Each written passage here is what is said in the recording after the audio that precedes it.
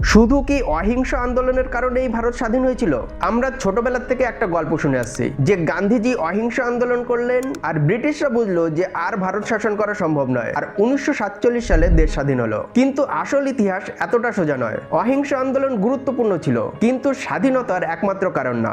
ব্রিটিশদের ওপর আরো নানা ধরনের চাপ ছিল। একদিকে ছিল সশস্ত্র বিপ্লবী আন্দোলন। ভগৎ সিং, মাস্টারদা সূর্য সেনরা বুঝিয়ে দিয়েছিলেন যে প্রতিরোধ শুধু শান্তিপূর্ণ না, সশস্ত্র হতে পারে।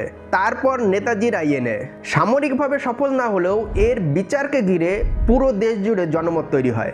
ব্রিটিশরা বুঝতে পারে যে সেনাবাহিনীকে আর আগের মতো ভরসা করা যাবে না। এরপর 1946 সালের royal Indian navy mutiny Bombay থেকে শুরু হয় আর পুরো দেশে ছড়িয়ে পড়ে। সাধারণ মানুষও সমর্থন দেয়। অন্যদিকে দ্বিতীয় বিশ্বযুদ্ধের পর ব্রিটেন অর্থনৈতিকভাবে দুর্বল হয়ে পড়ে, তার উপর আমেরিকান প্রেসার। সব মিলিয়ে ভারত শাসন করা ব্রিটিশদের পক্ষে প্রায় অসম্ভব হয়ে পড়ে। তাই স্বাধীনতা শুধু অহিংস আন্দোলন হলো আর ব্রিটিশরা চলে গেল এরকম নয়, বরং গণ আন্দোলন, বিপ্লবী সংগ্রাম, আইএনএ, নৌ বিদ্রোহ, দ্বিতীয় বিশ্বযুদ্ধের পর ব্রিটিশদের দুর্বলতা আর আমেরিকান প্রেসার, সব মিলিয়েই ব্রিটিশ শাসন শেষ হয়।